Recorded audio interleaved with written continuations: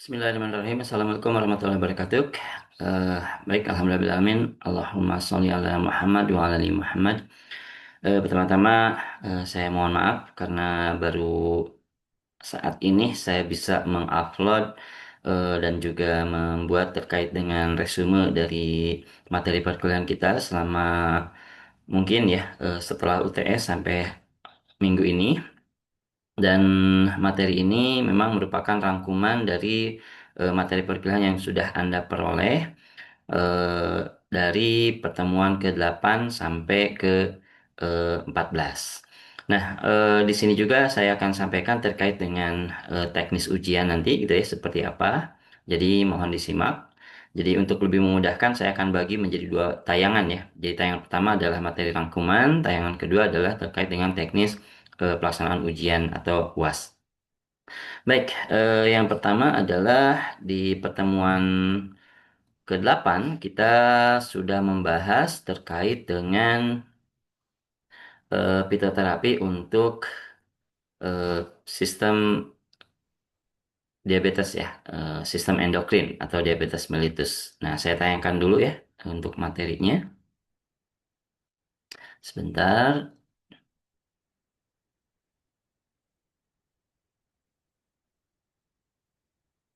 Oke, diabetes.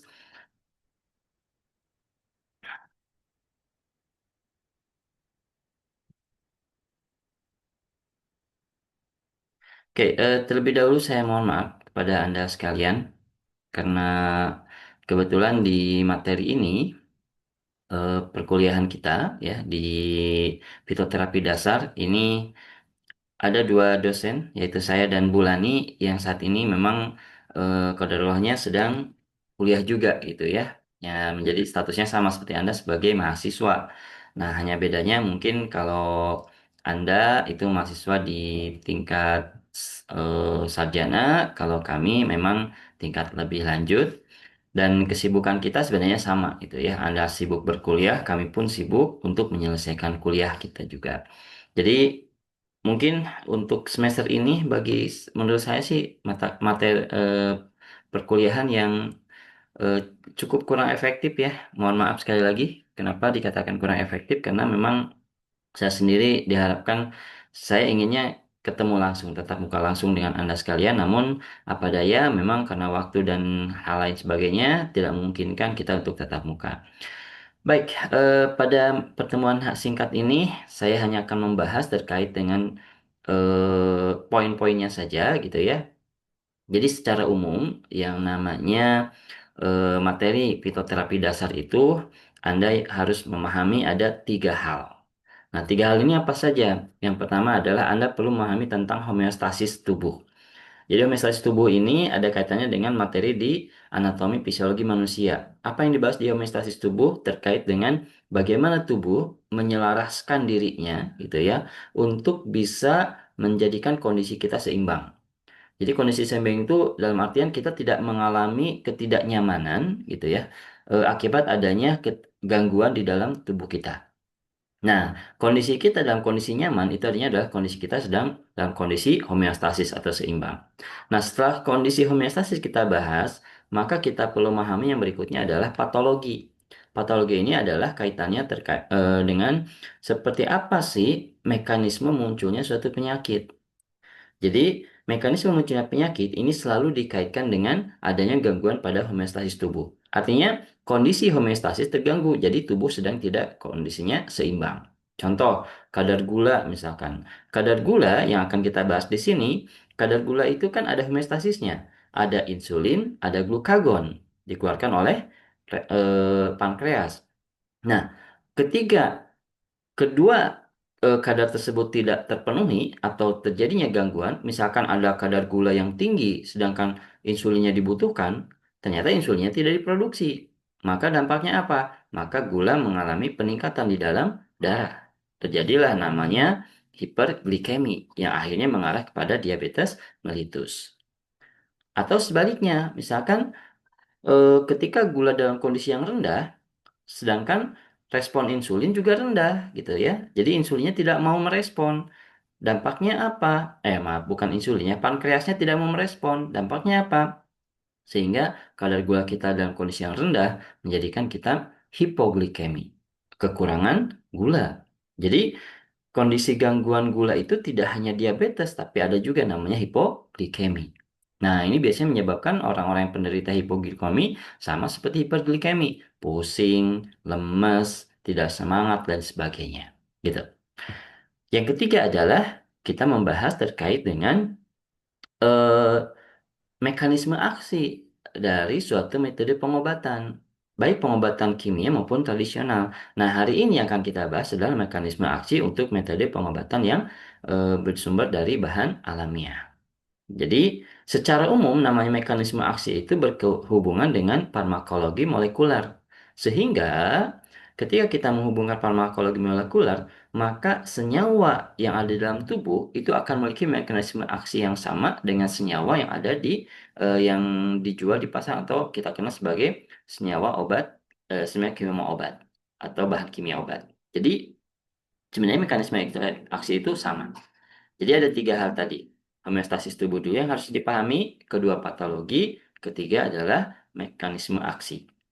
Nah, adapun tanamannya, sebenarnya itu hanya contoh saja. Jadi tanaman-tanaman yang kita tampilkan pada materi perkuliahan itu hanya contoh. Jadi tanamannya bisa apapun. Selama tanaman itu memiliki mekanisme aksi berkaitan dengan suatu penyakit, maka dia bisa mengembalikan fungsi homeostasis tubuh. Begitu konsepnya, gitu ya. Jadi di sini kita tidak akan membahas atau tidak akan menanyakan tanaman apa yang bisa digunakan untuk anti diabetes, tanaman apa yang bisa digunakan untuk anti hipertensi, enggak gitu. Tapi bagaimana mekanisme aksi dari tanaman tersebut, itu yang penting. Baik, kita mulai dari diabetes mellitus ini ya.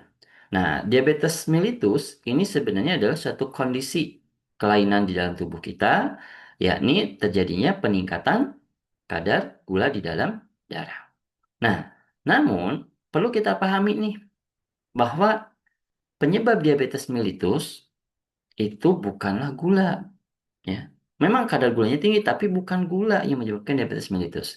Kita bahas dulu, kenapa sih tubuh kita itu memilih glukosa sebagai komponen utama untuk dijadikan sebagai sumber energi.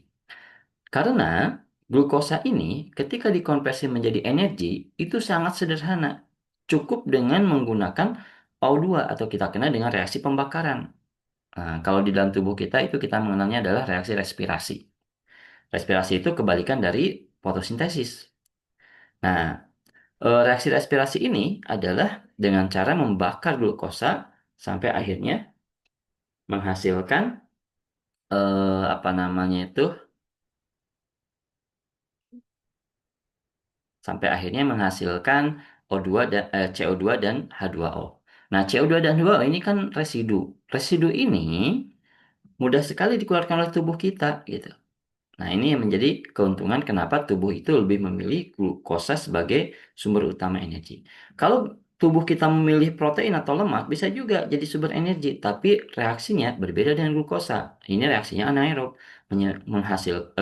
melibatkan enzim. Ada enzim lipase, ada enzim protease. Dampaknya apa? Muncullah residu kita kenal namanya adalah asam keto atau ketoasidis. Nah, ketoasid ini akan menyebabkan ketoasidosis, yang mana ketoasidosis ini akan lebih berbahaya dibandingkan dengan dengan kondisi diabetes. Ya, lebih berbahaya lah menurut saya ya. Kalau diabetes itu mungkin penanggulangannya bisa dengan menggunakan obat supaya kadar gula bisa tetap stabil. Tapi kalau ketoasidosis ini bisa menyebabkan seseorang serangan jantung dan lain sebagainya gitu ya. Bahkan bisa menyebabkan kompleksitas dalam penyakit gitu. Nah, kemudian glukosa ini kenapa sih harus diserap dalam tubuh kita, harus dimasukkan, harus makan kita, gitu ya, sehingga tubuh kita disuplai glukosa. Karena memang tubuh kita itu tidak bisa menghasilkan glukosa. Siapa yang bisa menghasilkan glukosa? Yang memiliki klorofil atau zat hijau daun. Ada nggak manusia yang memiliki klorofil? Nggak ada. Yang memiliki klorofil adalah tumbuhan. Sehingga mau tidak mau, suplai glukosa adalah dari tubuh kita, dari tanaman atau dari makanan. Nah, kan tubuh kita katanya bisa menyimpan glukosa gitu ya, mengkonversi glikogen menjadi glukosa. Itu cadangan makanan yang kita simpan gitu. Jadi ketika kita mengkonsumsi glukosa, ada kelebihan glukosa yang tidak digunakan sebagai sumber energi, kita simpan sebagai cadangan yang nanti akan kita gunakan. Pada saat kapan? Ketika kita puasa dan sebagainya. Begitu ya konsepnya. Oke, nah ini adalah kondisi-kondisi ketika terjadinya gangguan dari homeostasis. Nah, kita bahas dulu homeostasisnya seperti apa. Jadi glukosa itu ya, secara homeostasis di dalam tubuh kita itu harus berada pada level antara 70 sampai 110. Jadi tidak boleh kurang dari sini, tidak boleh lebih dari sini. Makanya tubuh kita itu akan bekerja secara maksimum. Gimana caranya kondisinya bisa dalam kondisi ini. Nah, gimana caranya gitu ya? Pada saat kondisi kadar gula berlebih, pada saat kondisi kita sedang habis makan, maka tubuh akan mengeluarkan namanya adalah insulin. Tapi pada saat kita puasa, gula kan pasti di bawah 70. Karena sebagian besar gulanya terpakai untuk energi, maka tubuh akan mengeluarkan namanya adalah glukagon. Melalui mana? Melalui namanya adalah eh, pankreas. Ada masalah. Masalahnya apa? Banyak orang berasumsi bahwa gula ini menyebabkan diabetes. Padahal yang terjadi adalah tidak ada satupun gitu ya yang menyatakan bahwa gula penyebab diabetes. Kita lihat gitu ya, apa sih yang menyebabkan diabetes nanti? Ini adalah jenis karbohidrat. Ada karbohidrat yang sederhana dan ada yang kompleks. Dan karbohidrat ini di dalam tubuh kita akan dicerna dulu. Ya, sebelum masuk ke saluran tubuh, ke dalam tubuh kita, di saluran pencernaan akan dicerna oleh enzim namanya adalah enzim amilase. Nah, gula ini nanti akan menghasilkan namanya monosakarida, ada disakarida, oligosakarida, dan ada polisakarida. Nah, monosakarida, disakarida ini yang nantinya akan diserap oleh tubuh kita, yang mana ini nanti akan dikonversi juga gitu ya oleh enzim di dalam tubuh kita. Oke, ini adalah gambaran terkait dengan seperti apa sih proses metabolisme karbohidrat dari mulai mulut sampai ke usus. Kita mengenal adanya kelenjar endokrin. Nah, apa sih kelenjar endokrin ini? Ini adalah salah satu organ penting dalam tubuh yang berfungsi memproduksi dan melepaskan hormon langsung ke dalam darah. Gitu ya. Apa? Enggak, habis lagi pakai sayang. Nanti lagi.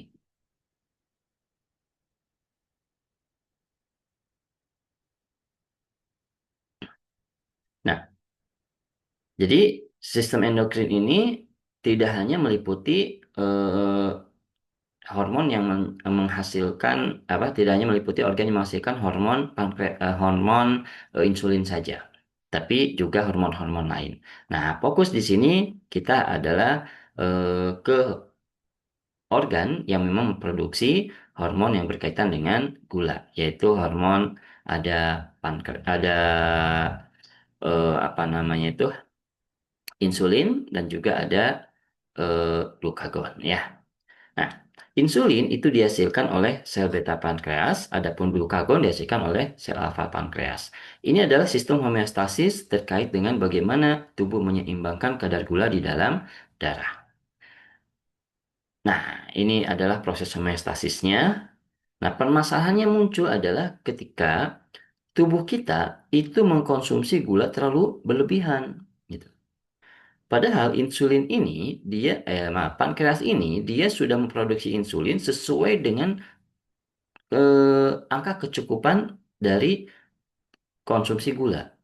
Jadi tubuh kita itu sudah mengkonsumsi gula.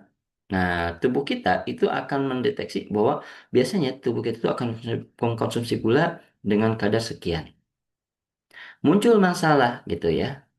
Ketika insulin sudah digunakan, karena ada gula yang masuk, supaya gulanya bisa diserap, maka yang terjadi adalah kita mengkonsumsi makanan berlebihan.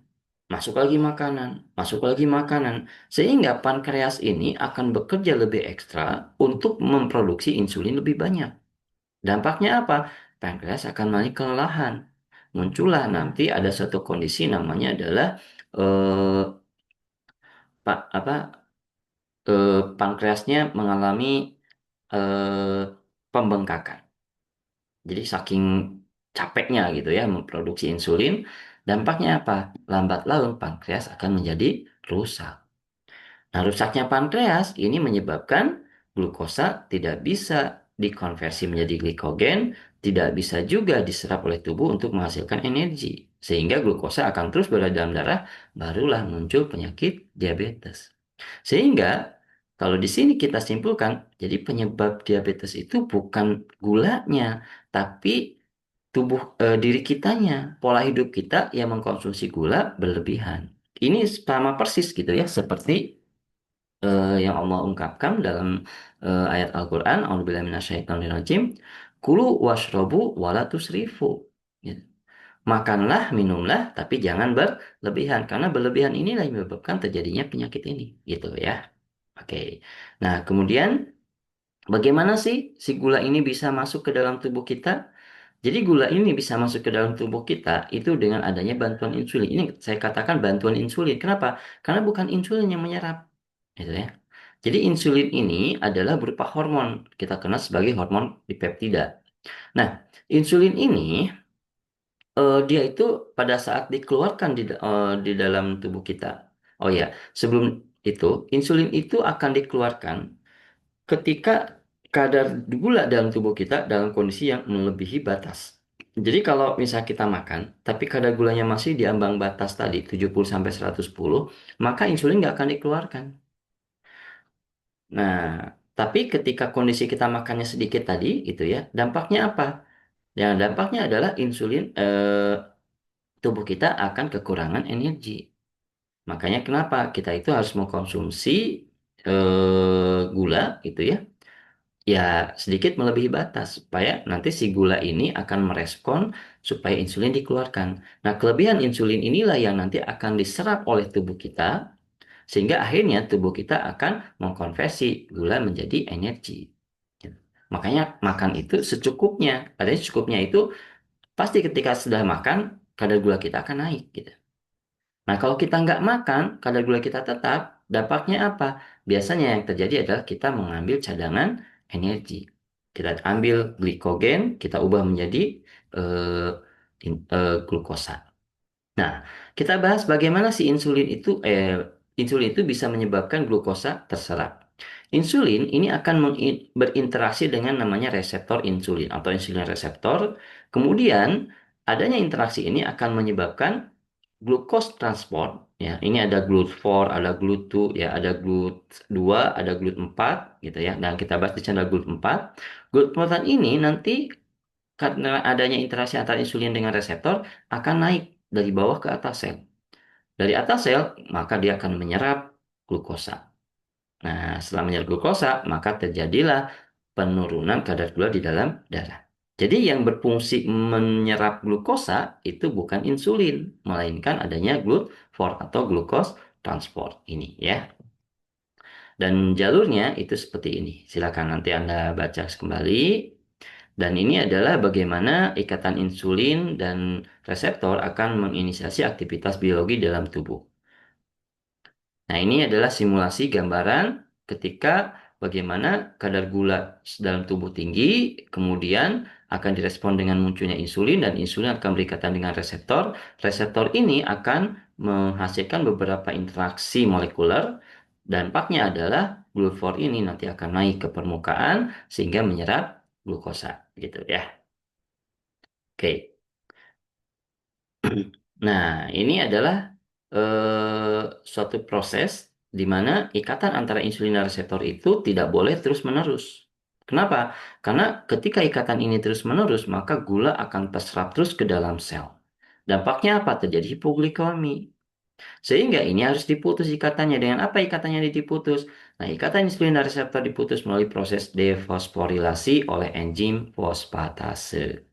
Sehingga ketika ada tanaman-tanaman yang bisa gitu ya, pertama meningkatkan insulin dengan cara misalkan meningkatkan eh, kerja dari beta pankreas, atau ketika ada tanaman yang bisa meningkatkan interaksi antara insulin dengan reseptornya, atau ada tanaman yang bisa menghambat desfosforilasi insulin dengan reseptornya, maka ini bisa digunakan salah satunya adalah untuk treatment diabetes. Gitu.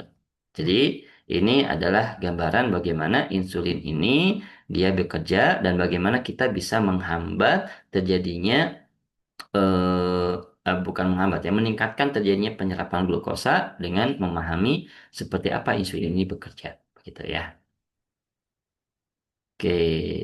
Nah, kita mengenal juga ada sel insulin dependent. Nah, sel insulin dependent, nah berarti sel independen berarti ada satu lagi adalah non dependent, gitu ya. Nah, dependent ini artinya apa? Dia sangat bergantung pada insulin. Silakan dibahas di sini gitu ya. Apa saja gitu ya sel yang insulin dependent, yang bergantung pada insulin. Jelas, GLUT4 ini bergantung pada insulin.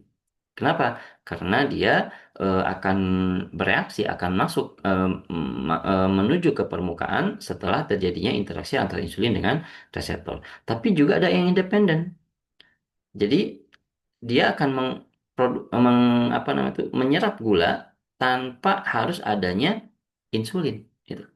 Di mana dia bekerja? Oke, sebelumnya untuk si insulin dependen itu kerjanya ada di sel otot skeletal dan juga jaringan adipos. Adapun kalau yang independen bekerja sendiri itu adanya di hati. Di mana untuk yang independen itu dia dengan menggunakan GLUT2.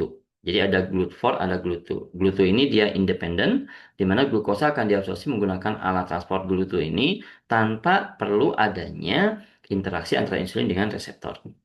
Nah, jadi dia mah sendiri aja gitu ya. Heeh, pasti akan bekerja seperti itu. Oke, kita mengenal ada heksokinase dan ada glukokinase. Kita tadi sudah bahas bahwa yang namanya glukosa itu ada banyak ragamnya, di mana ada ada glukosa, kemudian ada fruktosa dan sebagainya. Nah, heksokinase ini adalah enzim yang bertanggung jawab pada konversi glukosa menjadi glukosa 6-fosfat atau G6P, dan heksokinase ini ada 4 jenisnya, ada 1, 2, 3, dan 4. Ya. Dan heksokinase 4 ini khusus adanya di sel hati dan beta pankreas. Heksokinase 1, 2, dan 3 ini dia bisa mengkonversi atau memetabolisme beragam jenis gula, termasuk glukosa. Bedanya dengan glukokinase, kalau glukokinase dia hanya bekerja apa namanya itu, mengkonversi gula saja, glukosa saja, gitu. Jadi dia mah tidak bisa memproduksi yang lain. Nah, untuk glukokinase ini sangat bergantung dengan adanya insulin. Sedangkan heksokinase itu tidak bergantung gitu ya. Tidak dipengaruhi oleh insulin yang ketiganya ya. Jadi ada 1, 2, 3 ini adanya di hati tadi ya. Adapun yang glukokinase itu adanya di eh, kelenjar, adanya di apa, jaringan adipos. Ya. Nah ini ya otoskeletal dan jaringan adipos. Oke.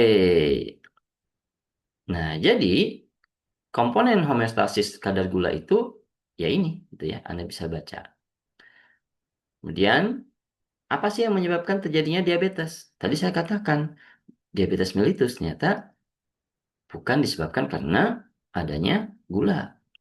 Karena gula itu justru menjadi patokan atau menjadi alarm ya atau warning system lah dalam tubuh kita untuk menunjukkan bahwa apakah tubuh kita itu dan untuk kadar gulanya aman atau tidak gitu. Nah, ini yang menyebabkan ya.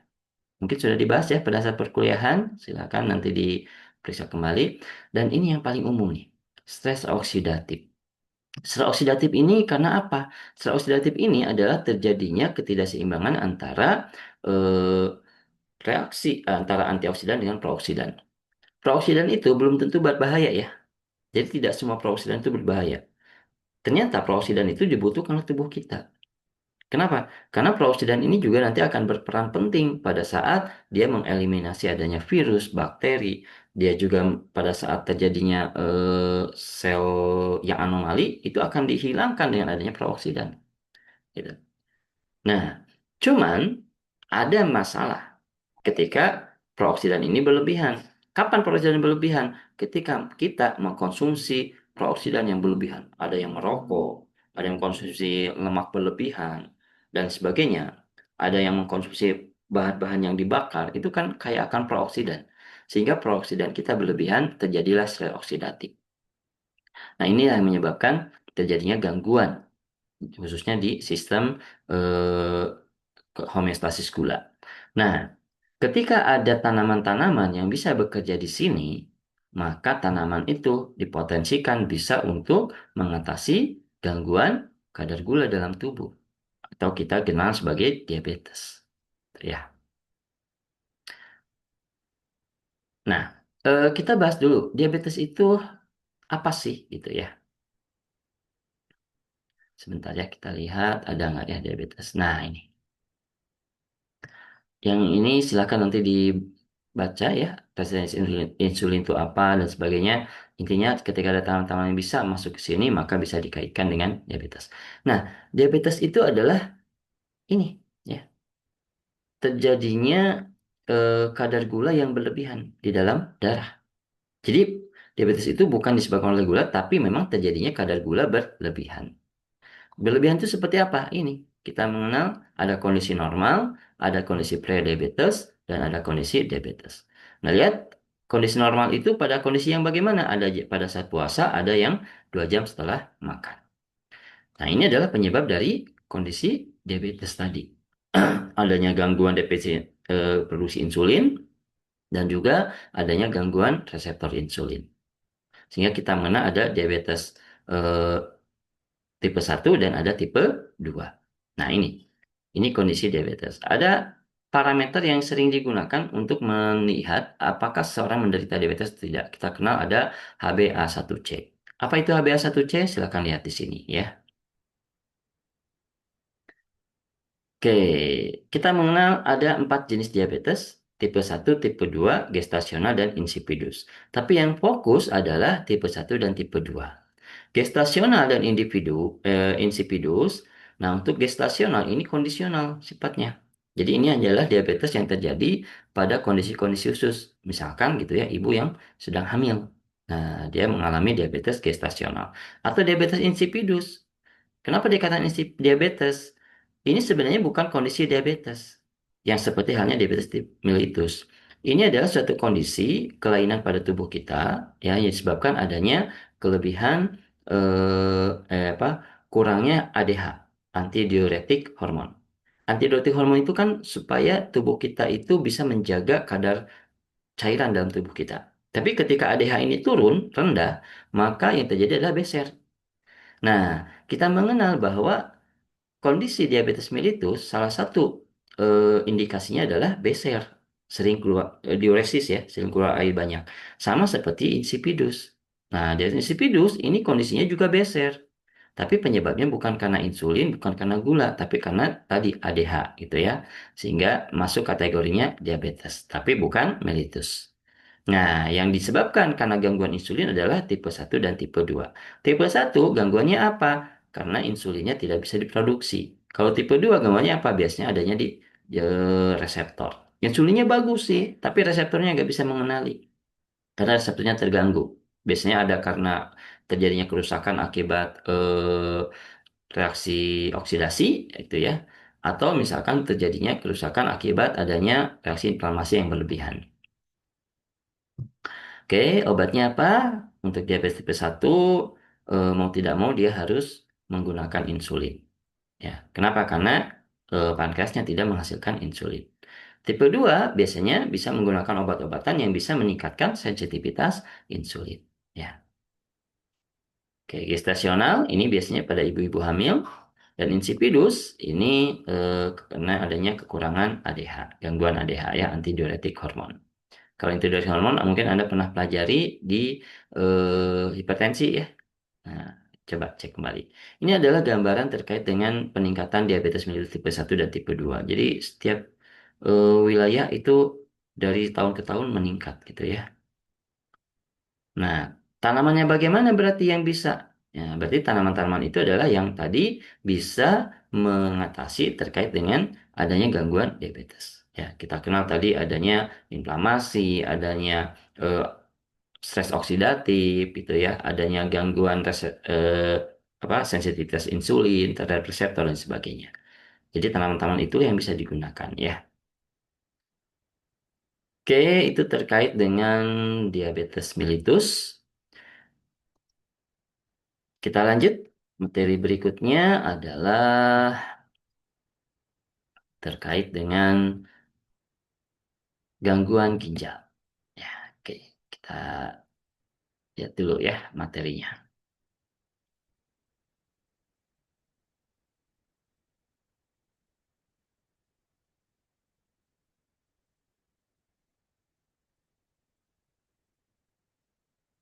Baik, saya harapkan Anda sudah mendapatkan materi ini ya, karena saya di sini hanya mereview. Baik, terkait dengan gangguan ginjal, kita tahu bahwa ginjal ini adalah organ yang penting bagi tubuh kita. Sebagai apa? Gitu. Jadi organ ginjal ini adalah material yang bisa pertama adalah menseleksi adanya komponen yang harus dibuang dari tubuh kita supaya tubuh kita tetap aman. Yang kedua adalah mencegah tubuh kita kekurangan cairan tubuh. Jadi kalau kita perhatikan tubuh kita itu sebagian besarnya adalah air, di mana air ini tidak sembarangan air ya. Jadi air ini adalah air yang mengandung ion. Oh, dalam itu.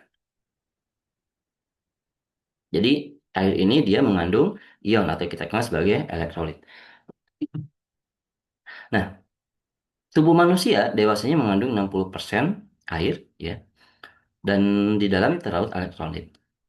Artinya adalah ketika kita mengkonsumsi air, maka air yang kita konsumsi juga air tertentu, bukan air sembarangan. Boleh nggak kita mengkonsumsi aqua DM, aqua demineral? Jadi air yang tidak mengandung mineral. Ini justru berbahaya. Apa bahayanya?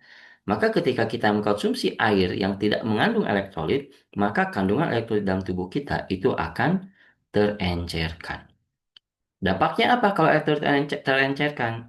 Nah, dalam tubuh kita itu kan elektrolit itu harus dalam kondisi seimbang. Supaya apa? Kita bisa mengalirkan listrik. Jadi tubuh kita itu dialiri listrik sebenarnya. Dengan adanya apa? Elektrolit ini. Nah, kalau elektrolitnya terganggu, kekurangan, dampaknya adalah aliran listriknya terganggu. Maka ada tubuh-tubuh yang mengalami kelemahan. Juga ada yang loyo, ada yang lumpuh dan sebagainya. Bahkan bisa menyebabkan gangguan jantung. Kalau kelebihan dampaknya apa? Banyak ya. Kelebihan elektrolit dampaknya ada yang menderita tremor, ada yang menderita bahkan ke hipertensi dan sebagainya. Sehingga air ini juga penting pemilihannya ya. Jadi hati-hati kalau Anda mengkonsumsi air, jangan mengkonsumsi air yang demineral. Apa sih air demineral itu? Air demineral adalah air yang tidak mengandung mineral. Biasanya prosesnya adalah melalui reverse osmosis. Hati-hati nih, air reverse osmosis adalah air yang demineral. Jadi air-air yang ada di apa isi ulang ya. Biasanya mereka itu sistemnya adalah RO, reverse osmosis. Tapi biasanya air-air yang bagus adalah air yang memang dia melalui tahapannya itu filtrasi dulu, tapi bukan menggunakan reverse osmosis. Minimal lah ya, bisa menggunakan microfilter. Yang paling utama adalah ultrafilter ataupun nanofilter. Ultrafilter sih yang biasa yang sering digunakan dan itu yang paling umum. Kenapa? Karena kalau terlalu umum, misalkan cuma microfilter, maka di situ akan terbawa juga tuh logam-logam berat masih tersaring di dalam airnya. Bahaya. Atau kita gunakan nanofilter. Nanofilter ini juga bisa menghambat adanya mineral-mineral yang baik ya, seperti kalsium, aluminium dan sebagainya gitu ya, yang memang baik itu terhambat. Tapi bagaimana kalau tidak disaring? Nah, misalkan kita gunakan air sumur. Air sumur itu kan dari dalam tanah tuh, kaya akan kandungan logam atau elektrolit. Yang masalahnya adalah ketika tidak disaring, maka kandungan logamnya berlebihan. Nah, kalsium misalkan berlebihan, dampaknya apa? Akan masuk ke dalam tubuh kita, berinteraksi dengan senyawa asam, ya, contoh asam oksalat, menghasilkan kalsium oksalat, muncullah batu ginjal. Nanti akan kita bahas ya. Nah, eh elektrolit dalam tubuh kita itu ada apa saja? Ini silakan Anda baca, ada natrium, ada kalium, ada klor, ada magnesium, ada kalsium dan sebagainya ya. Jadi elektrolit ini penting dan ini adalah rentang batasannya. Jadi tidak boleh kurang, tidak boleh lebih gitu ya. Ada ini homeostasisnya. Nah, Ini kita pernah mengenal adanya, mungkin pernah belajar ya, Anda terkait dengan polarisasi, depolarisasi, dan repolarisasi. Ini berkaitan dengan apa? Ini pada sistem saraf. Polarisasi ini adalah pada kondisi saraf kita atau kondisinya normal. Jadi, kondisi normal itu ketika Anda sedang istirahat, maka sel otot kita itu adalah polarisasi. Depolarisasi adalah pada saat kondisi kita sedang aktif. Nah, kondisi depolarisasi ini biasanya di dalam intraselular, dan di dalam sel kita dalam kondisi yang elektropositif dibandingkan dengan yang di luar. Tapi polarisasi dalam kondisi yang elektronegatif. Contoh apa? Misalkan ada gangguan gatal. Ketika gatal, maka akan terjadi depolarisasi dari otot kita, sistem saraf kita. Apa depolarisasi itu? Yang terjadi adalah kita akan menggerakkan tubuh kita, tangan kita menggaruk. Menggaruk itu adalah proses depolarisasi. Tapi apakah kita akan menggaruk terus? Tidak, itu ya. Harus ada masa berhentinya. Maka kita kenal namanya adalah repolarisasi.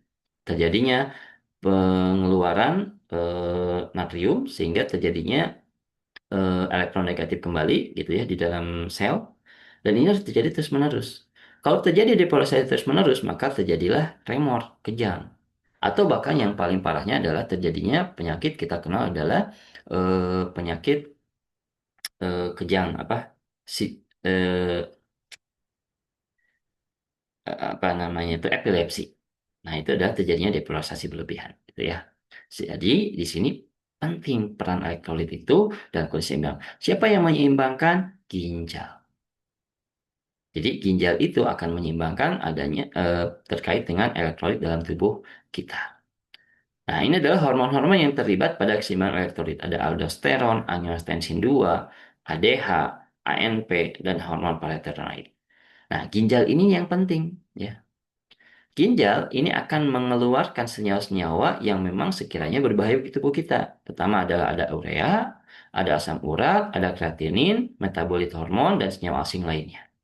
Sehingga beberapa parameter ini ketika misalkan ada dalam darah kita, maka ini akan menjadi parameter terkait adanya gangguan ginjal. Artinya apa? Kalau ini masih ada dalam darah, maka ginjal gagal mengeluarkan senyawa ini. Kalau gagal berarti dia gagal fungsi. Maka kita kenal adanya gagal ginjal. Sehingga ketika ada seorang yang, wah kreatininmu tinggi banget gitu ya, maka bisa jadi itu terjadinya gangguan ginjal. Gitu. Baik. Nah, ini adalah kondisi kenapa kita itu harus mengkonsumsi air dalam jumlah tertentu yang kita hitung kurang lebih ya 8 gelas. Di mana satu gelasnya itu mungkin ya antara 200 sampai 300 mililiter. Jadi kalau 8 gelas berarti kurang lebih 2,4 liter atau 2,3 liter lah ya kita mengkonsumsi air ya. Oke, ginjal kita ada dua ya. Nah, di dalam ginjal kita mengenal ada beragam komponen, di mana komponennya itu kita mengenal adanya eh, nefron. Jadi ginjal itu mengandung komponen terkecil namanya adalah nefron. Nefron inilah yang berfungsi untuk melakukan proses filtrasi, gitu ya. Nah, di dalam nefron ada pembagian lagi. Nah, ini saya yakin sudah Anda bahas ya. Ada glomerulus, ada. Nah, ini adalah proses di ginjal, filtrasi dulu. Jadi ada proses pemfilteran darah gitu ya. Yang difilter itu bukan darahnya, tapi air yang ada di dalam darah. Jadi air itu kan komponen terbesar dari darah. Darahnya sendiri itu tidak larut di air sehingga dia itu tidak akan masuk ke dalam eh, ginjal. Jadi air darah itu akan tetap berada di saluran darah. Kalau ginjalnya rusak, biasanya salah satu dampaknya adalah darah akan masuk sehingga seseorang yang ketika ginjal rusak dia akan buang air kecil tapi buang air kecilnya mengeluarkan darah. Nah, itu udah agak terganggu tuh ginjalnya. Setelah filtrasi apa yang dilakukan? Tidak semuanya dibuang. Akan ada proses namanya reabsorpsi. Apa yang dia lakukan pada saat proses reabsorpsi?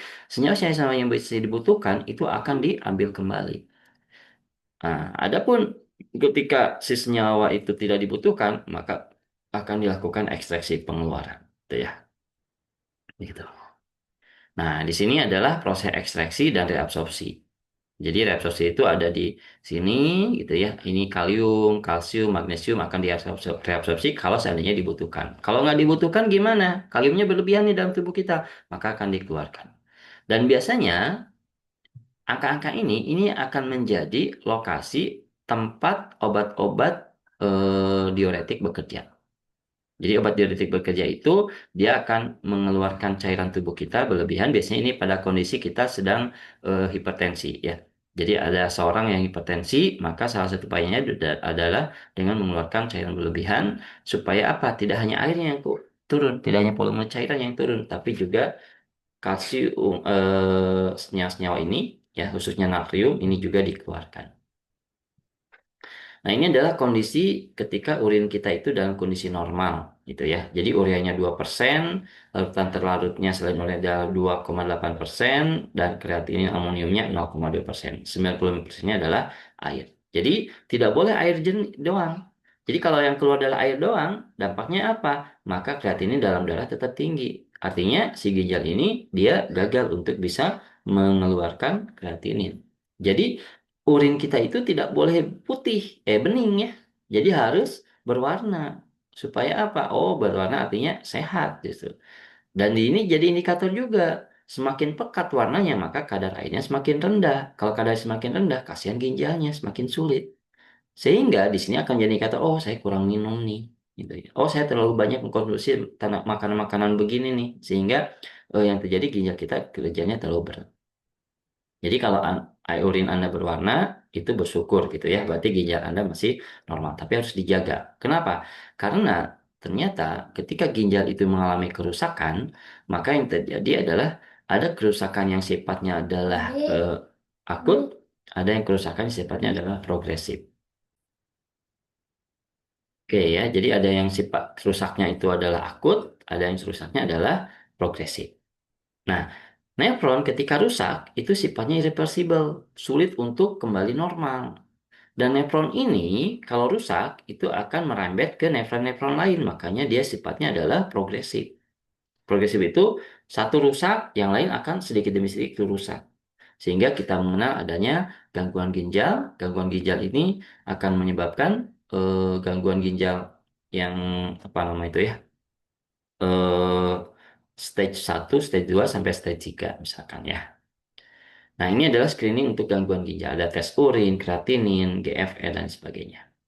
Nah, gangguan ginjal itu kita mengenal ada gangguan gagal ginjal akut, gagal ginjal kronis, batu ginjal, dan infeksi saluran kemih. Gagal ginjal akut ini gagal ginjal yang sifatnya sementara. Tapi meskipun sementara, artinya bisa kembali ke kondisi normal, ini juga tetap bahaya gitu ya. Nah, gagal ginjal akut ini mungkin bisa terjadi penyebabnya bukan di ginjal. Ada penyebabnya adalah di organ lain sebelum ginjal. Contoh ini adalah gagal ginjal akut prerenal, ini adalah penurunan suplai darah ke ginjal. Jadi ada penurunan suplai darah ke ginjal akan menyebabkan kondisi gagal ginjal akut. Kenapa sih penurunan suplai darah ke ginjal? Contohnya adalah pembekuan darah, darahnya menjadi lebih kental. Nah, kalau darahnya lebih kental, maka ginjal sulit untuk melakukan proses filtrasi. Contoh misalkan ya, ketika ginjal ini diibaratkan filter untuk memfiltrasi minyak, itu kan berat banget gitu ya. Atau gagal ginjal akutnya intrarenal. Ini biasanya disebabkan karena adanya ketidaknormalan di ginjal itu sendiri, bisa pembuluh darah dan sebagainya, atau di postrenal. Biasanya ada kerusakan pada salah satu bagian sistem urinari, apakah ada batu ginjal, infeksi saluran kemih, atau misalnya adanya senyawa-senyawa toksin yang masuk ke dalam tubuh. Contoh kemarin adalah eh, apa namanya itu ethylene glycol gitu ya, itu menyebabkan gagal ginjal. Nah, ini adalah gangguan-gangguan untuk ginjal, ada yang prerenal, ada yang intrarenal, dan juga adanya eh, postrenal ya. Nah, oke, batu ginjal kita kenal namanya adalah urolithiasis atau nephrolithiasis. Nah, batu ginjal berarti adanya batu di dalam ginjal. Batu beneran ini. Tapi batunya ini muncul dari mana gitu ya. Gak mungkin seorang mengkonsumsi batu kan. Nah, ternyata batu ginjal ini disebabkan karena adanya interaksi antara kalsium dengan senyawa-senyawa di dalam darah. Kita mengenal ada batu kalsium ini paling umum nih. Biasanya kalsium ini akan berinteraksi karena dia 2 plus ya positif dengan senyawa-senyawa yang bermuatan negatif. Contohnya adalah senyawa asam. Nah, kalsium berinteraksi dengan asam oksalat, muncullah kalsium oksalat. Kalsium berinteraksi dengan senyawa misalkan klorida, kalsium klorida. Kalsium berinteraksi dengan senyawa-senyawa lain, maka akan menghasilkan suatu kristal namanya adalah batu kalsium. Nah, batu kalsium ini awalnya kecil. Pada kondisi yang kecil, maka batu kalsium ini akan dengan mudah dikeluarkan dari ginjal. Makanya kenapa seorang itu harus sering buang air kecil. Supaya apa? Kalsium ini yang dalam bentuk batu akan dikeluarkan terus-menerus. Gimana caranya? Gimana kondisinya kalau seandainya kita jarang buang air kecil, ditahan-tahan terus gitu. Maka kalsium kecil ini nanti akan berinteraksi, beragregasi dengan kalsium kecil lain. Agregasi inilah yang nanti akan menyebabkan munculnya batu-batu ginjal. Jadi namanya batu kalsium itu dia kecil-kecil kan tadi, mudah dikeluarkan. Tapi karena dia lama di dalam urin kita, maka dia akan bertumbuk dengan batu yang lain, besar, besar, besar, akhirnya semakin membesar, jadilah batu ginjal. Kalau udah membesar, ya nggak bisa masuk ke sistem urinari kita kan, dia akan tertahan di dalam ginjal kita. Jadi inilah pentingnya kenapa hati-hati, jangan pernah kita menahan-nahan untuk buang air kecil. Ya. Ada batu strupit, ada asam aurat, ada batu sistin. Silakan ini dibahas ya. Kemudian ini adalah penyebabnya batu ginjal. Ini juga salah satu faktornya, silakan gitu ya. Jadi batu ginjal itu penyebab utamanya adalah adanya kalsium yang sangat tinggi dan juga adanya asam oksalat itu paling utama. Dan asam oksalat itu dari mana? Ini nih. Ya. Sering mengkonsumsi protein hewani berlebihan, mengkonsumsi sayuran yang kaya akan asam oksalat seperti bayam dan juga kurang minum. Jadi kalau konsumsi protein, bayam boleh sebenarnya, tapi harus dibarengi dengan banyak minum. Jadi kalau kurang minum, apalagi kita sering menahan buang air kecil, kan minum itu akan menyebabkan tubuh kita itu berinteraksi supaya tubuh kita mudah buang air kecil. Nah, semakin kita tahan-tahan, tadi yang kita bahas di awal, batu ginjal bisa terbentuk. Asam oksalat itu dari mana sih? Ini segera akan dibahas. Ya, asam oksalat itu diawali dari asam apa namanya itu piruvat ya. Gagal ginjal tadi adalah gagal ginjal akut, yang sekarang adalah gagal ginjal kronis. Kalau gagal ginjal kronis ini biasanya terjadinya secara irreversibel dan ini terjadinya gangguan nefron.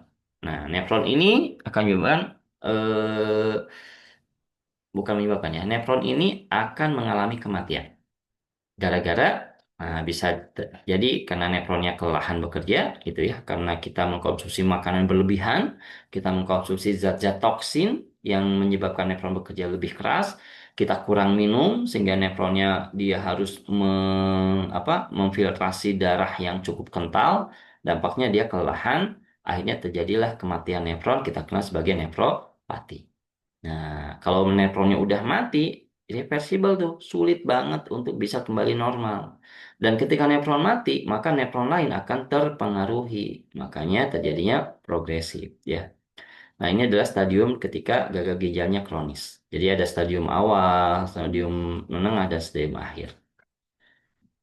Salah satu upaya yang dilakukan untuk penderita gagal ginjal adalah hemodialisis. Ini utamanya adalah untuk yang kadar kreatinnya tinggi. Ya. Artinya hemodialisis itu apa? Kita menggunakan ginjal tiruan. Jadi ginjal tiruan ini harusnya darah itu masuk ke ginjal, itu kita bebas masuknya ke ini ke alat. Di alat ini kita akan melakukan pencucian darah. Jadi darah yang sudah kotor, kayak akan kreatinin, kayak akan urea dan sebagainya yang tidak bisa eh, disaring oleh ginjal akan dibersihkan. Sistemnya ini kita menggunakan mekanisme dialisis ya. Jadi bukan reverse osmosis ya, tapi dialisis. Jadi senyawa-senyawa yang masih dibutuhkan ya masih ada di sini gitu. Nanti akan dimasukkan kembali ke dalam darah. Tapi karena ginjalnya kan tidak bekerja, ini ginjal buatan. Ketika ini sudah terlepas alatnya, maka si darah ini akan kembali kotor. Kenapa? Karena tadi ginjalnya tidak bekerja sehingga mau tidak mau orang yang hemodialisis dia akan masuk lagi, beli menggunakan alat ini lagi, kemudian kembali lagi. Nah, apakah bisa kembali gitu ya ginjalnya kembali normal? Ya, walau alam ya. Tapi saya rasa kalau kita umat yang beriman, ginjal itu pasti karena ciptaan Allah, Allah bisa kembalikan ke kondisi normal. Gimana caranya? Walau alam bisa. Ya. Oke, ini adalah tanaman yang dapat digunakan mengatasi gangguan ginjal. Nah, ini silakan dibahas ya. Jadi setidaknya ada 5 mekanisme aksi yang bisa menurunkan kondisi gangguan ginjal. Dan tanaman yang bisa menggunakan mekanisme aksi ini, maka dia bisa digunakan untuk menurunkan gangguan ginjal. Ya, nah ini ya. Untuk yang ginjal kronis, meregenerasi sel nefron. Jadi sel nefron itu bisa diregenerasi. Ada tanaman yang sekarang sudah jadi obat tuh ya. Itu contohnya adalah jagung, tapi yang digunakan adalah rambut jagung. Itu juga bisa ya. Memperbaiki kinerja-kinerja melalui peningkatan GFR, clearance kreatinin, ya, protein urea dan sebagainya. Perbaiki status nephrotoksisitas. Ini juga untuk ginjal kronis. Tanamannya apa saja? Banyak ya. Ini Anda bisa cek di sini.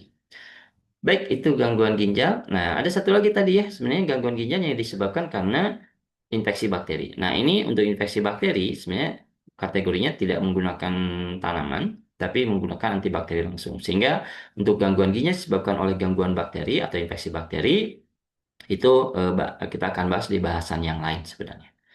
Oke, itu terkait dengan materi pertemuan 9 atau 10 ya, tentang gangguan ginjal.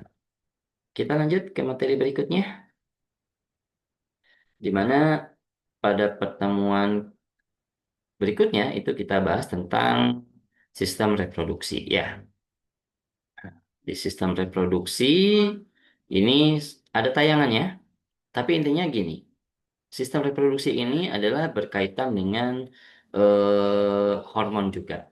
Ya, di mana kalau kita perhatikan sebentar ya.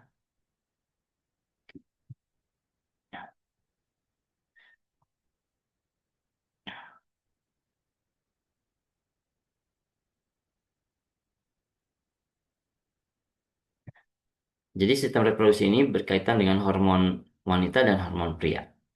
Nah, sistem reproduksi ini penting bagi kita ya sebagai manusia. Kenapa? Ciri khas dari makhluk hidup adalah selain bisa berkembang, tumbuh ya, berkembang, bisa bergerak ya, dan salah satunya adalah bisa menghasilkan keturunan. Itulah manusia ya atau makhluk hidup. Jadi kalau yang tidak bisa menghasilkan keturunan, tidak bisa bergerak, tidak bisa berkembang atau tumbuh, bukan makhluk hidup. Contohnya apa? Batu. Batu, kalau Anda perhatikan, nggak bisa dia berkembang biak. Nggak bisa dia bergerak. Ya. Kalau ada batu bergerak, oh Anda akan kaget ya. Maka tidak dikatakan sebagai makhluk hidup, tapi benda mati. Nah, jadi nama makhluk hidup salah satunya adalah harus bisa berkembang biak. Namanya adalah proses reproduksi. Dan proses produksi ini melibatkan organ namanya organ reproduksi. Ini saya sudah simpankan ya materinya di kuliah. Silakanlah. Itu juga ada tayangan materi, jadi bisa Anda bahas di situ. Jadi ini akan saya lewat. Oh iya, satu hal. Di sistem reproduksi ini ada gangguan yang paling utama yang sering terjadi. Biasanya kalau pada laki-laki ya gangguan yang utama adalah terjadinya gangguan disfungsi ereksi. Nah, ini menjadi masalah gitu ya. Bahkan dalam sebuah hadis Rasulullah mengungkapkan bahwa ketika ada seorang perempuan menikahi laki-laki dan laki-laki ini mengalami disfungsi ereksi, maka punya hak perempuan itu untuk menceraikan. Jadi kalau dia tidak bersabar gitu ya. Jadi punya menceraikan. Kenapa? Karena laki-laki yang punya gangguan disfungsi ereksi nggak bisa dia melakukan proses reproduksi. Jadi bersyukur gitu ya kita yang diberikan organ yang normal. Bagaimana cara mengatasinya? Ada satu hormon di situ yang terlibat, ada satu enzim yang terlibat di situ. Silakan nanti dibahas ya. Oke, dan itu akan menjadi materi UAS.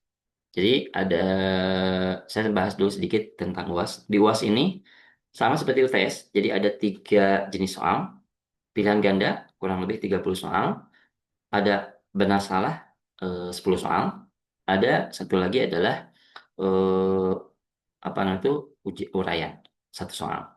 Nah uraian ya pilihan ganda ini meliputi semua materi 30 soal itu gitu ya, dibagi-bagi nanti. Benar salah meliputi semua materi juga, dan untuk uraian, ini materinya adalah materi sistem reproduksi. Hanya 1 soal lah ya untuk uraian, dan soalnya adalah materi sistem reproduksi. Silakan nanti Anda bahas. Seperti ya. Oke, kita lanjut ke materi berikutnya. Terkait dengan saluran pencernaan. Saluran pencernaan ini rasa-rasanya nggak terlalu masalah ya, harusnya. Mungkin sudah Anda bahas juga di materi kuliahan secara umum. Jadi, saluran pencernaan itu, kalau kita perhatikan, ini adalah saluran yang berada di luar tubuh kita. Saya katakan di luar tubuh. Kenapa? Kalau kita perhatikan, mana ya, ada gambarnya nggak ya? Nah, inilah ya, dari sinilah ya gambar ini. Ini kan dari mulut ke kerongkongan, masuk ke lambung, masuk ke usus, masuk ke anus. Itu kan kalau kita panjangkan, itu seperti terowongan. Terowongan yang terpisah dari bagian dalam tubuh kita. Jadi itu terowongan itu masih bagian luar tubuh sebenarnya, gitu ya. Jadi sistem pencernaan itu ada di bagian luar tubuh. Sehingga obat-obatan yang bisa bekerja di sini adalah obat-obatan yang secara umum bekerjanya adalah secara topikal, tidak secara sistemik. Ada juga sih yang secara sistemik, gitu ya. Nah, jadi eh, bagaimana terjadinya gangguan sistem pencernaan? Dan sistem pencernaan ini menjadi titik awal terjadinya gangguan fungsi tubuh. Makanya, kenapa gitu ya? Di sini dikatakan dalam surah Abasa ayat 24, A'udzubillahi minasyaitonirrajim, "Fal yang duril insanu ila ta'amih", maka hendaklah manusia itu memperhatikan makanannya. Makanya kenapa kita itu pertama memperhatikan makanan itu halal atau toyib ya. Yang kedua adalah jangan berlebihan dalam konsumsi makanan. Karena kalau berlebihan dalam konsumsi makanan, yang pertama kali pengaruhi adalah sistem organ tubuh kita yaitu sistem pencernaan. Anda berlebihan mengkonsumsi makanan-makanan yang padat, nasi, banyakin. Dampaknya apa? Maka di dalam tubuh kita, di dalam usus kita itu terjadi antrian. Dampaknya apa? Terjadilah sembelit. Atau kita mengkonsumsi makanan yang bermikroba. Ketika makanan kita bermikroba, dampaknya apa? Mikroba itu misalkan dia nyaman tinggal di dalam usus kita, maka akan terjadi apa? Diare. Atau misalkan makanan itu dia mengandung zat-zat yang menyebabkan terjadinya inflamasi seperti zat pedas misalkan. Maka akan menyebabkan terjadinya apa? Terjadinya penyakit contoh diare juga. Atau misalkan ada penyakit Shigella di situ, ada Salmonella di situ, maka akan muncul penyakit tipes, disentri dan sebagainya. Jadi masalah juga ketika kita kurang makan atau makannya tidak teratur. Yang terjadi apa? Di dalam tubuh kita ada sistem homeostasis ya, yaitu pertahanan awal yang ada di lambung, yaitu terkait dengan adanya HCl. HCl itu penting dalam tubuh kita. Tentu apa? Karena senyawa asam ini dia akan pertama kali berinteraksi dengan makanan, dia akan mengolah makanan, selain itu dia akan mematikan bakteri-bakteri yang tidak menguntungkan. Sehingga bakteri yang tidak menguntungkan ini tidak akan lanjut masuk ke usus. Nah, terjadi masalah ketika ternyata kita makannya tidak teratur. Harusnya makan jam 8, ini makan jam 10. Harusnya jam 10, lari jam 11. Jam 11, dia setelah jam 11 mengkonsumsi makan lagi dan sebagainya. Dampaknya apa? Maka HCl tidak siap di dalam lambung kita. Kalau HCl tidak siap, maka bakteri ada potensi masuk ke dalam usus. Atau ketika makanannya tidak masuk ke dalam tubuh kita, dampaknya apa? Ternyata HCl-nya sudah ada di dalam tubuh. Karena HCl ini sudah dikeluarkan, nah, dan lambung kita itu biasanya akan selalu bekerja secara periodik gitu ya, tergantung kapan kita makan, maka HCl ini akan merusak mukosa yang ada di dalam lambung. Ketika mukosa lambung terkikis, dampaknya apa? Muncullah penyakit namanya adalah tukak lambung. Ya, oke. Ini adalah organ pencernaan kita. Ya, makanan masuk, di HCl, di lambung akan diolah, masuk ke usus halus dan sebagainya. Nah, maka kita mengenal ada jalur gastrointestinal atas dan ada gastrointestinal bawah. Atas itu sampai lambung, bawah itu dari usus halus sampai anus. Oke, ini adalah proses pencernaan makanan. Saya rasa ini sudah pernah dibahas ya. Ini ada digesti, baik mekanis maupun kimiawi. Jadi dari mulut itu sudah mulai muncul digesti proses kimiawi. Dari mulut itu sudah muncul adanya alfa amilase. Ya, untuk apa? Ini untuk melunakkan karbohidrat. Oke, nah, ini salivary glands, jadi kelenjar saliva, jadi yang mengeluarkan saliva. Jadi maklum ya, kalau Anda lagi lapar, mencium aroma makanan, tiba-tiba keluar air liur. Maklum, wajar gitu ya, karena ada ini. Atau ketika Anda misalkan membayangkan adanya maka atau melihat orang mengkonsumsi makanan yang yang asam, kita keluar air liur, wajar gitu ya. Nah, kita mengenal ada esofagus juga, gitu ya. Kemudian ini adalah di lambung. Nah, di lambung ini terjadi proses pencernaan juga. Dan di lambung ini kita mengetahui adanya beberapa komponen senyawa. Ada asam lambung, ada enzim pepsin, ada renin, hormon ghrelin, dan ada enzim lipase. Semuanya ini berinteraksi gitu ya untuk apa? Menjaga homeostasis di lambung. Nah, asam lambung ini dihasilkan dari mana sih? Kita kan nggak mengkonsumsi HCl, nggak minum HCl. Tapi kok ada asam lambung gitu ya, HCl. Ternyata tubuh kita itu akan mengalami reaksi kimia namanya adalah reaksi penggabungan antara H+, ya hidrogen dengan klorin. Sehingga menghasilkan HCl. Nah, ini dihasilkan dari mana? Ini di kelenjar gastrik ya. Nah, peran HCl apa? Ada 4 setidaknya. Silahkan dilihat di sini ya. Nah, kalau kita perhatikan di sini, ini adalah struktur lambung kita. Jadi ada 3 lapisan otot polos. Di sini adalah duodenum. Ini persimpangan antara duodenum dan juga bukan persimpangan ya, perbatasan lah antara duodenum dan juga adanya dengan lambung. Kita mengenal adanya pylorus. Nah, di sini biasanya suka muncul tuh adanya infeksi. Kita kenal ada bakteri Helicobacter pylori. Nah, ketika ada gangguan, ini juga masuk ke dalam gangguan lambung. Makanya ada gangguan lambung, kita mengkonsumsi antibakteri. Untuk apa? Menghilangkan Helicobacter pylori. Tapi gangguan lambung secara umum biasanya karena adanya gangguan terjadinya kelebihan produksi HCl. Biasanya kita gunakan antasida atau kita gunakan zat-zat yang bisa menghambat produksi HCl. Ya, ada famotidin, ada simetidin dan sebagainya. Ya. Nah, ini adalah membran mukus. Jadi dalam lambung kita itu dilindungi oleh membran mukus. Di sini ada sel G, ada sel goblet dan sebagainya. Itu terdapat pada membran mukus. Sel G memproduksi gastrin, sel goblet produksi mukus, sel parietal produksi HCl. Ada juga kanal parietal sel. Ini ada kanal ion ya, ada pompa proton dan sebagainya. Artinya kalau kanal itu berarti dia tempat pengeluaran ya atau pemasukan kalium. Nah, ada pompa proton.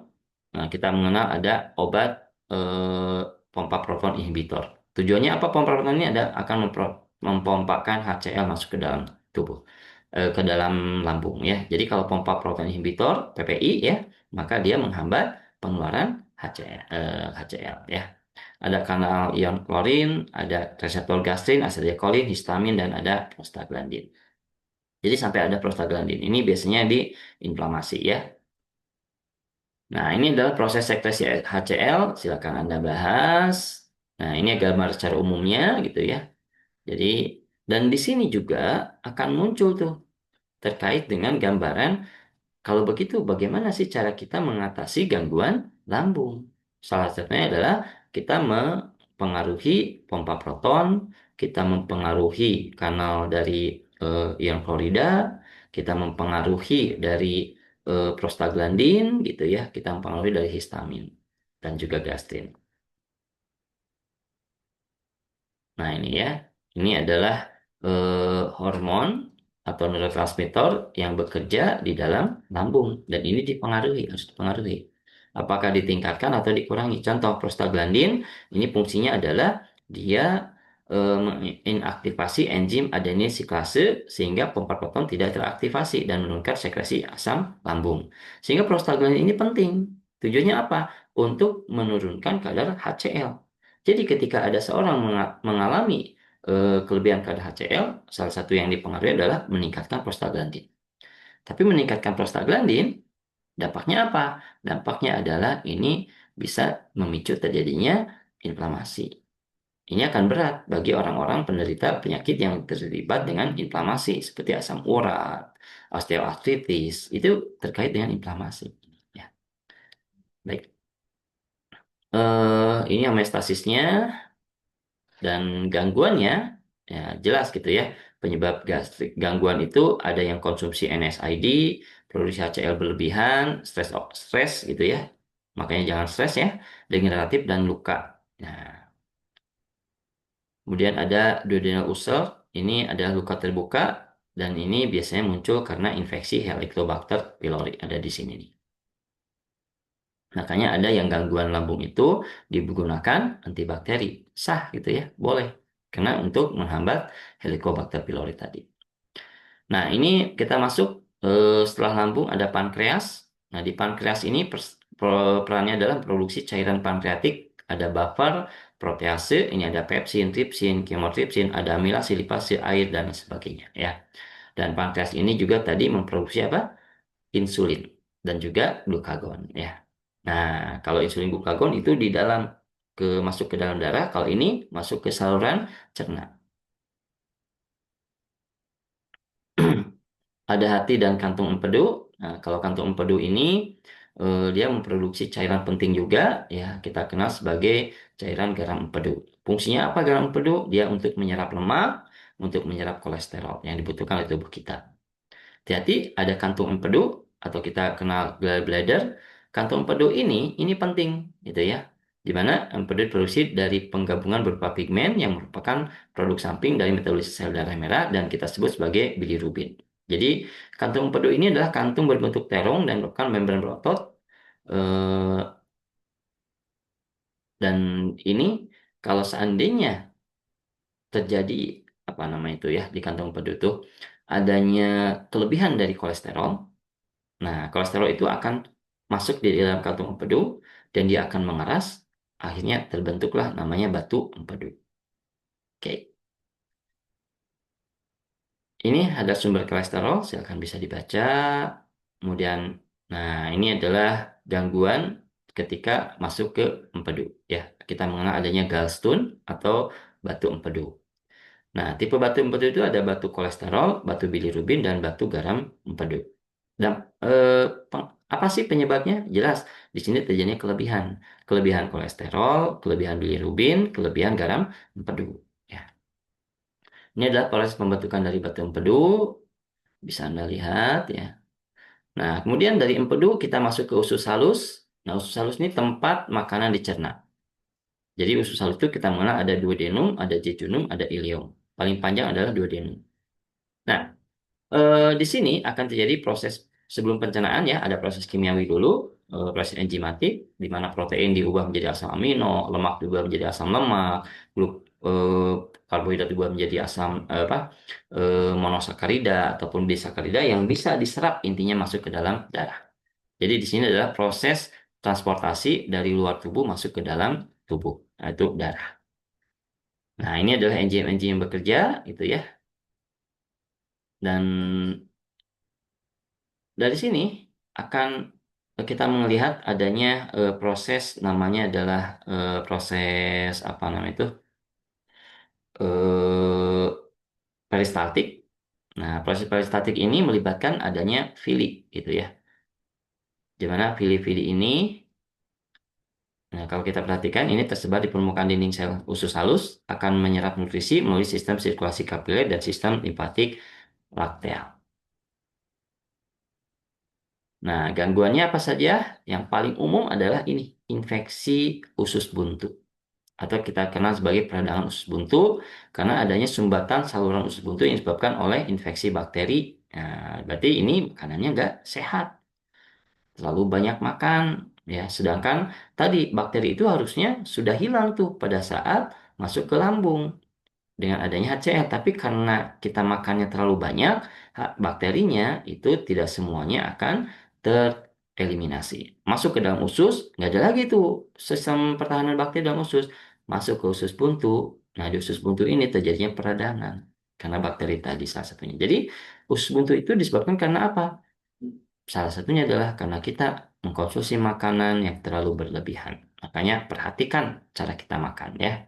Diare ini yang paling umum juga. Biasanya diare ini bisa paling umum disebabkan karena adanya gangguan bakteri atau disebabkan adanya hal-hal lain. Ada tiga kategori diare, ada akut, akut disertai dengan pendarahan, kita kena ada disentri dan diare persisten. Ini selama lebih dari 14 hari ya minimal. Nah, penyebab diare banyak ya. Ada virus, ada bakteri, ada toksin, dan sebagainya. Nah, ini adalah rekomendasi pada saat kita mengalami diare ya. Oke, konstipasi ini kebalikan dari diare ya. Jadi kalau tadi terlalu banyak cairan tubuh yang dikeluarkan, kalau sekarang itu terlalu banyak makanan sehingga menyebabkan makanan ini menyumbat di sistem eh, pencernaan, asalnya di usus. Sehingga usus ini lambat melakukan gerakan peristaltik. Dampaknya apa? Kandungan air berkurang. Nah, kalau kandungan air berkurang, maka fesesnya akan jadi mengeras, sulit untuk dikeluarkan. Nah, sehingga terjadilah konstipasi. Berikutnya di usus besar. Nah, usus besar ini ada fungsinya juga, ada menyerap vitamin dan sebagainya. Ini bisa Anda lihat gitu ya. Dan kita mengenal ada kolom sigmoid, ada rektum dan juga ada anus. Nah, di sini juga ada gangguan. Nah, gangguannya apa gitu ya? Gangguan pada usus besar kita mengenal adanya ulcerative colitis. Nah, ulcerative colitis ini atau penyakit inflamasi usus yaitu terjadi inflamasi dalam jangka panjang pada bagian usus. Nah, biasanya penyebabnya adalah eh, ya tadi ya terjadinya eh, apakah gangguan bakteri gitu ya, apakah juga terjadi karena inflamasi atau bisa juga terjadi karena makanannya terlalu banyak. Oke, ini mekanisme terjadinya. Hmm. Jadi ulcerative colitis ini terjadi secara progresif juga dan biasanya orang mengalami ini beda dengan ambeien ya. Ini biasanya akan mengalami pendarahan gitu ya. Jadi buang air besar tapi yang keluar darah. Nah, ini adalah potensi aksi dari tanaman pada fitoterapi sistem pencernaan. Jadi untuk yang peptid ulcer ini adanya gangguan di lambung, maka mekanisme ini tanamannya gitu ya ke pompa proton, gastrin, asetilkolin, histamin, memperbaiki lapisan mukosa, gitu ya. Nah, ini contoh tanamannya. Kalau gangguan batu empedu, ini kehambatan produksi kolesterol karena tadi salah satu penyebab batu empedu adalah produksi kolesterol yang berlebihan, gitu ya.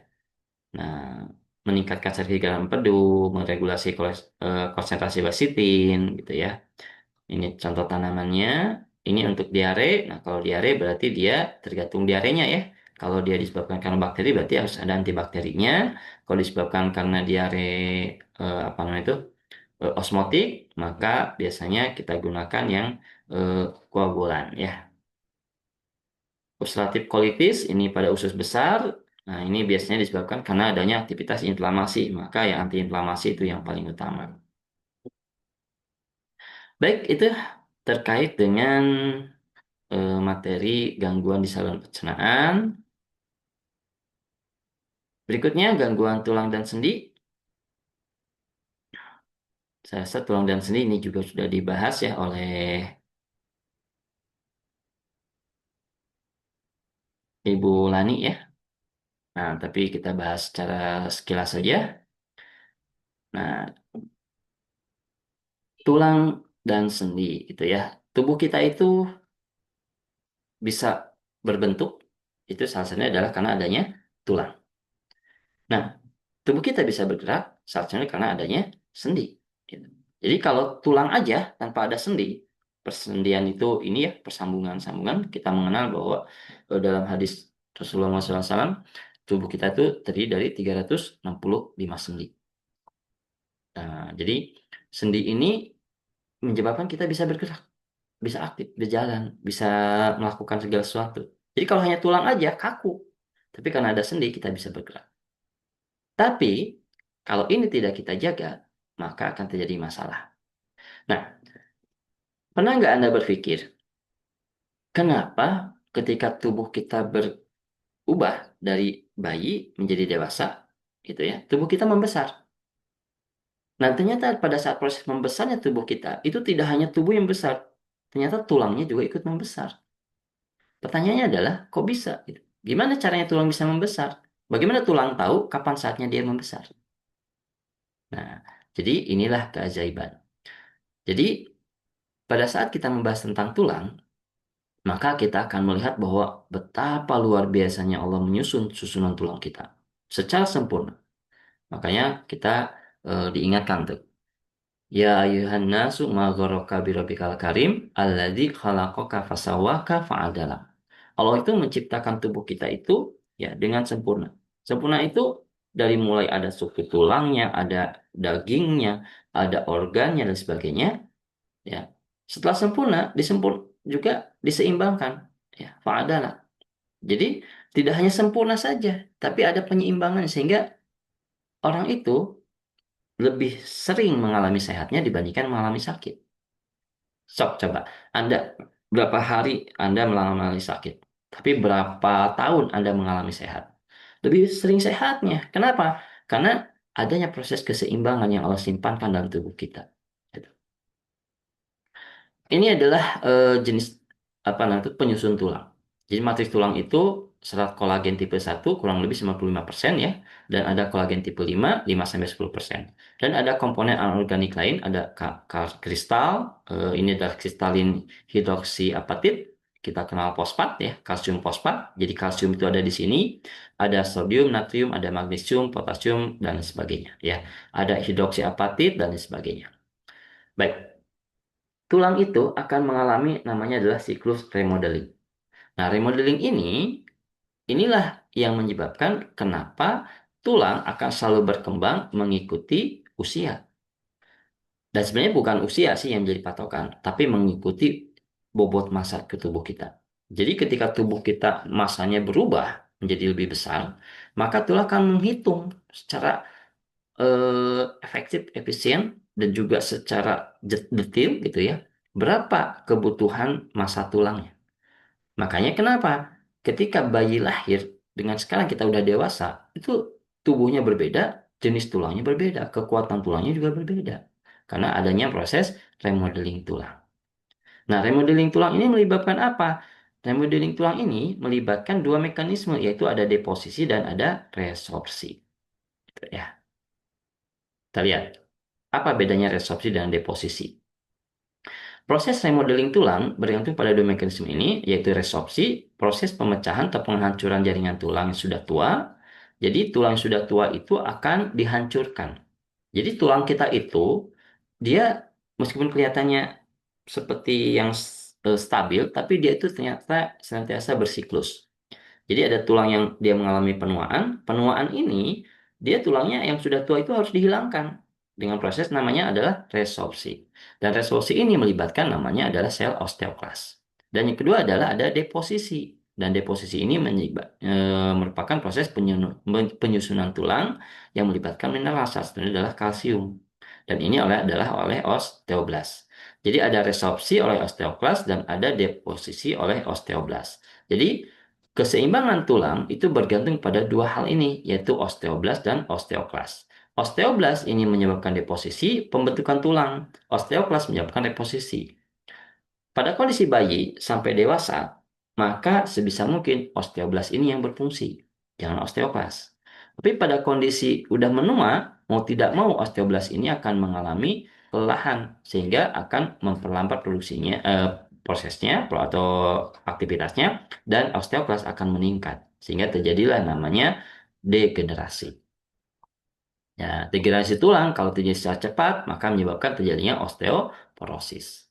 Sehingga dari sini bisa kita baca, lantas bagaimana dong tanaman yang bisa digunakan untuk mengatasi gangguan tulang? Ya ini, bisa meningkatkan osteoblas dan menghambat osteoklas. Nah, ketika masa anak-anak osteoklasnya terlalu cepat, dampaknya apa? Maka dampaknya terjadilah stunting. Ya. Jadi stunting itu salah satu nutrisinya itu adalah kekurangan kalsium sehingga osteoklasnya ini dia terlalu cepat. Jadi harusnya tumbuh, nggak bisa tumbuh, stunting gitu. Jadi eh, Ti- salah satunya ya memang adalah pada saat kita misalkan calon ibu-ibu hamil, ya itu harus dipersiapkan gitu supaya proses osteoblasnya itu lebih cepat dibandingkan osteoklas pada masa anak-anak. Nah, ini adalah komponen tulang, ada osteoblas, osteosit, dan ada osteoklas. Osteosit ini adalah perantara ya. Jadi osteosit ini dibentuknya itu dari osteoblas, gitu ya. Nah, ini osteosit ya. Oke, apa itu osteoblas? Apa itu osteosit? Apa itu osteoklas? Ini ada bahasannya. Silakan nanti ada bahas di sini. Yang jelas, semuanya ini sangat bergantung pada faktor-faktor terkait dengan proses pertumbuhan tulang. Nah, ini perbandingan antara deposisi dan resorpsi ya. Ini adalah tahapan pembentukan tulang, yaitu dari osteoblas dulu ya. Nah, ke osteosit, kemudian eh, kemudian ada ujungnya adalah ada peran osteoklas untuk menghilangkan jaringan tulang yang sudah tua. Ini adalah fungsi tulang. Nah, biasanya ketika kita berhubungan dengan gangguan tulang, selalu kita kaitkan dengan vitamin D. Selain vitamin D juga dengan kalsium, kita harus berjemur di sinar matahari. Apa sih kaitannya? Nah, kaitannya adalah terkait dengan hormon-hormon ini. Jadi ada hormon yang terlibat pada homeostasis tulang, ada paratiroid, ada estrogen, kalsitonin, growth hormone, glukokortikoid, dan ada tiroid hormon. Paratiroid hormon perannya ada di sini ya. Jadi paratiroid hormon ini bekerja akan meningkatkan kadar kalsium dalam aliran darah. Jadi paratiroid hormon itu meningkatkan kadar kalsium dalam aliran darah dengan cara bagaimana? Gitu ya. Dia dengan cara me- meningkatkan apa nama itu? eh resorpsi tulang. Maaf. Meningkatkan resorpsi tulang. Jadi resorpsi tulang itu kan salah satu yang dikeluarkan adalah kalsium. Jadi tujuan paratiroid hormon itu adalah untuk meningkatkan kadar kalsium dalam darah. Salah satunya adalah dengan meningkatkan ini resorpsi tulang sehingga kalsiumnya akan keluar. Gitu. Nah, kita kenal istilahnya adalah RANKL atau reseptor anti-vektor nuklear faktor kappa beta, ya, ligan. Berarti kalau ligan ini berarti dia akan berinteraksi dengan reseptor. Ini akan menyebabkan terjadinya peningkatan aktivitas tulang. Jadi PTH ini secara tidak langsung akan menyebabkan terjadinya resorpsi tulang. Jadi, obat yang bagaimana yang bisa menghambat resorpsi tulang, yaitu menghambat aktivitas parotenoid. Itu ya.